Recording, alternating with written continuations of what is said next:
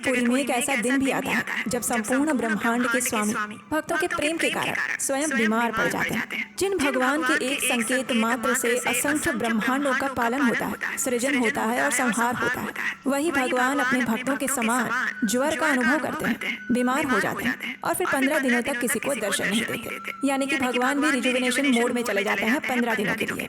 लेकिन भगवान जगन्नाथ जी ऐसा क्यों करते हैं? आखिर क्यों वर्ष में केवल एक बार उन्हें 108 कलश के दिव्य जल से महास्नान करवाया जाता है और स्नान के बाद अचानक ऐसा क्या हो जाता है कि वो बीमार पड़ जाते हैं? तो इसके पीछे छिपा है भगवान और भक्तों के बीच का प्रेम और एक सुंदर रहस्य।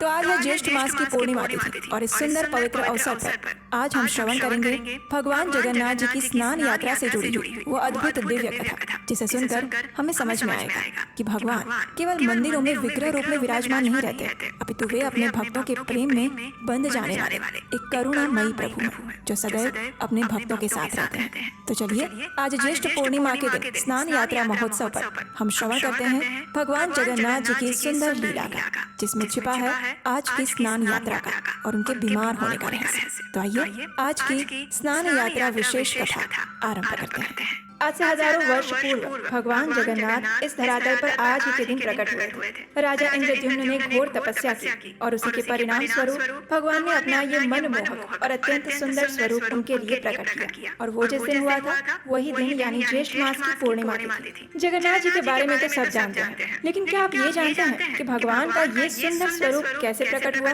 किस प्रकार भगवान ने ऐसा अद्भुत स्वरूप धारण किया? वही है आज के इस जगन्नाथ स्नान यात्रा महोत्सव के पीछे हुई एक सुंदर और रहस्यमय कथा। तो चलिए आज स्नान यात्रा महोत्सव के उपलक्ष्य में हम वही भगवान जगन्नाथ जी की सुंदर कथा का श्रवण करते हैं। आइए आज की कथा आरंभ करते हैं। ये उस समय की बात है जब भगवान श्री कृष्ण और बलराम जी इस धरातल पर विद्यमान थे। द्वारिका नगरी में उनका विशाल साम्राज्य फैला हुआ था। वे द्वारिकाधीश बन चुके थे। उनकी 16,108 पत्नियां थीं और वे सभी रानियां अपने पुत्र पौत्र आदि के साथ सदैव भगवान की सेवा में संलग्न रहती थी। लेकिन एक दिन बड़ी विचित्र घटना हुआ यूं कि उस दिन सभी रानियां बड़ी प्रसन्न दिखाई दे रही थी। द्वारिका के महल में चहल पहल दिखाई दे रही थी। आज सभी रानियों के मन में जो एक जिज्ञासा वर्षों से बैठी हुई थी उसका आज समाधान होने वाला था। और वो जिज्ञासा क्या थी? तो वो ये थी कि सभी रानियां देखती थी कि भगवान श्री कृष्ण एक राजा के सभी कर्तव्य निभा रहे हैं, पारिवारिक जिम्मेदारियां भी निभा रहे हैं, अपने सभी संबंधों को पूर्ण रूप से न्याय दे रहे हैं। लेकिन फिर मध्य रात्रि में कई बार भगवान गोपियों को याद करते हैं, वृंदावन को याद करते हैं, यशोदा मैया और नंद बाबा को याद करके रोते रहते हैं, अपने ग्वाल सखाओं की याद में उन्हें पुकारते रहते हैं। भगवान का ऐसा व्यवहार देखकर उनकी सभी रानियां आश्चर्यचकित रह जाती थी। वे सोचती थी कि हम प्रतिदिन भगवान की इतनी सेवा करती हैं, इतने प्रेम से उनका ध्यान रखती हैं, लेकिन फिर भी वृंदावन को वो नहीं भूल पा रहे हैं। इसका अर्थ है कि वृंदावन में कुछ विशेष था। आखिर वृंदावन में ऐसी क्या विशेष बातें थी जिस कारण से वो आज तक वृंदावन को भुला नहीं पाए हैं? यही प्रश्न उनके मन में कई वर्षों से चल रहा था और अब उस प्रश्न का उत्तर उन्हें मिलने वाला था, क्योंकि आज माता रोहिणी उन सभी रानियों को वृंदावन की कथा सुनाने वाली थी। अब ये कथा सामान्य रीति से कभी भी किसी भी समय नहीं सुनाई जा सकती थी और इसके पीछे कारण था। वृंदावन की लीलाओं का अगर वर्णन करना है तो उसी समय में करना पड़ेगा जब कृष्ण और बलराम वहाँ पर उपस्थित न हो। अन्यथा कृष्ण बलराम वृंदावन की भावनाओं में और प्रेम में इतने डूब जाते थे कि फिर उन्हें वापस बाह्य चेतना में लाना बहुत दुष्कर हो जाता था। इसलिए सभी रानियों ने मिलकर ये निर्णय लिया कि जब कृष्ण और बलराम राजमहल में नहीं होंगे उसी समय हम माता रोहिणी से उनकी वृंदावन लीलाओं के विषय में सुनेंगे। और आज ऐसा दिन मिल चुका था। कृष्ण और बलराम पहले ही अपने राजकाज के कार्य हेतु सुधर्मा भवन में चले गए थे और इस अवसर का लाभ उठाते हुए सभी रानियां एकत्रित हो गई। उन्होंने माता रोहिणी से विशेष प्रार्थना की। राजभवन के उस बड़े से प्रांगण में माता रोहिणी के लिए एक सुंदर आसन बनवाया गया था। उस पर प्रेम और सम्मान के साथ माता रोहिणी को बिठाया गया और भगवान की सभी रानियां आस पास में उनके पास बैठ गई। अब एक और भय था, अगर कथा के बीच में कृष्ण बलराम आ गए तो उसका समाधान भी उन रानियों के पास था। उन्होंने क्या किया?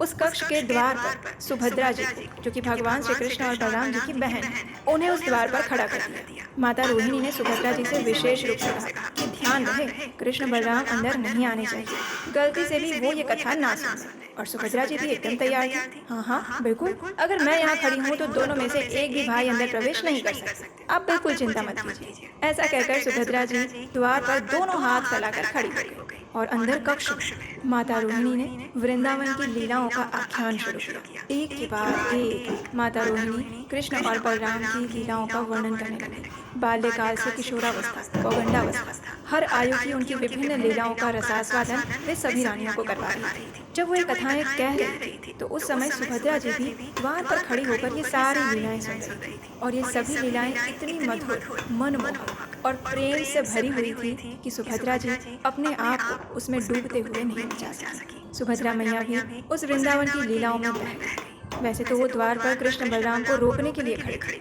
लेकिन वो स्वयं वृंदावन की लीलाओं में अपने आप को नहीं रोक पाई। उनकी बाह्य चेतना जाने लगी और उतने कृष्ण बलराम कब वहां पर आ गए वो उन्हें पता ही नहीं चला।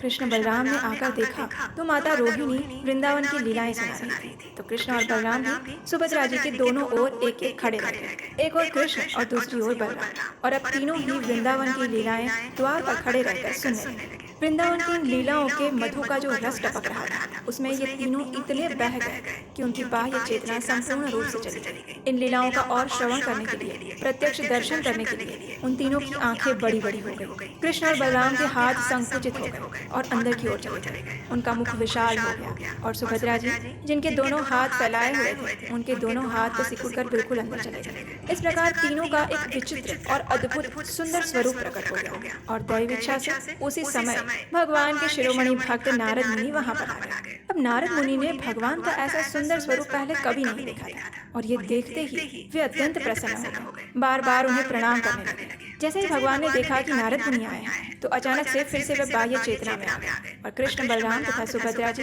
तीनों अपने अपने मूल स्वरूप में फिर से प्रकट हो गए। लेकिन अब ये तो नारद मुनि है, भगवान के भक्त बुद्धिमान होते हैं। तो भगवान के स्वरूप को नारद मुनि ने पकड़ लिया और फिर वे भगवान से प्रार्थना करने लगे कि भगवान मुझे आपका ये सुंदर स्वरूप बहुत अच्छा लगा।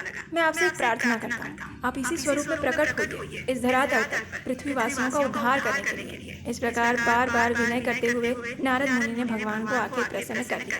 और तब भगवान श्री कृष्ण ने नारद मुनि को वरदान देते हुए कहा कि ठीक है, मैं कलयुग में इसी स्वरूप में प्रकट होऊंगा। और ये स्वरूप यानी हमारे प्यारे जगन्नाथ, बलदेव और सुभद्रा जी का स्वरूप जो हर प्रकार से पूर्ण है और भक्तों तथा अभक्तों सभी को आनंद प्रदान करने वाला है, जो सदैव अपनी मंद मंद मुस्कान के साथ अपने भक्तों पर कृपा की वर्षा किया करते हैं। ऐसे प्रिय और प्यारे जगन्नाथ जी का ये स्वरूप इस प्रकार प्रकट हुआ। जिस दिन भगवान जगन्नाथ, बलदेव जी और सुभद्रा मैया का ये स्वरूप इस धरातल पर अवतरित हुआ वो दिन यानी ज्येष्ठ पूर्णिमा का दिन राजा इंद्रद्युम्न की घोर तपस्या और प्रयासों के परिणाम स्वरूप भगवान ये स्वरूप धारण करके उनके समक्ष प्रकट हुए। और उस समय भगवान का आविर्भाव दिवस मनाया गया। उस दिन उनका महाअभिषेक स्नान करवाया गया। और तब राजा इंद्रद्युम्न के समक्ष प्रकट होते ही जगन्नाथ जी ने राजा से कहा, हे राजन, ज्येष्ठ मास की पूर्णिमा तिथि मेरी जन्म तिथि मनाई जाएगी। उस दिन तुम विधि विधानों के अनुसार मेरे महास्नान की तैयारी करवाना। जाओ, सिंधु के किनारे पर जो अक्षय वट है उसके ठीक उत्तर दिशा में सभी तीर्थों से पूरित एक जल युक्त कुआं है, वो अभी रेत से ढका हुआ होगा। अपने सैनिकों से कहो उसकी खोज करें और उसी के जल से मेरे स्नान की तैयारी करवाओ। उससे पहले रक्षक, क्षेत्रपाल और दिक्पालों की सहायता से वैदिक विधि अनुसार शंख, कहाल, मूरज इत्यादि वाद्य यंत्रों की ध्वनि के साथ उस कुएं का पहले संस्कार करवाना और उसके बाद उसी सर्वतीर्थमय जल से मुझे प्रातः काल में स्नान करवाना। और इसी परंपरा को आने वाले समय में भी यथावत चालू रखना। और ये आदेश भगवान जगन्नाथ जी ने राजा इंद्रद्युम्न को दिया था। और उसी आदेश का पालन करते हुए आज भी प्रत्येक ज्येष्ठ मास की पूर्णिमा के अवसर पर भगवान जगन्नाथ जी का आविर्भाव दिवस यानी उनका बर्थडे मनाया जाता है। इस दिन भगवान जगन्नाथ, बलदेव, सुभद्रा जी का महाअभिषेक स्नान करवाया जाता है। जगन्नाथ जी को सुबह सुबह पहंडी विजय करवाते हुए विशाल स्नान मंडप में लाते हैं। उसके बाद सर्वतीर्थमय कुएं से 108 सुवर्ण घड़ों में जल भर के लाया जाता है और इस जल में चंदन, कपूर इत्यादि सामग्रियां मिलाकर उसका अधिवास किया जाता है। और इस प्रकार भगवान का स्नान करवाने के लिए पानी तैयार किया जाता है। उसके बाद जगन्नाथ जी, बलदेव जी और सुभद्रा मैया को उच्च वेदी पर बिठाया जाता है और वहां पर 108 घड़ों के जल से उनका महाअभिषेक संपन्न होता है। उनके इस महास्नान का दर्शन करने के लिए हजारों लाखों लोगों की भीड़ एकत्रित होती है। स्नान के बाद भगवान जगन्नाथ जी का एक विशेष श्रृंगार किया जाता है और उसे गजवेश कहते हैं।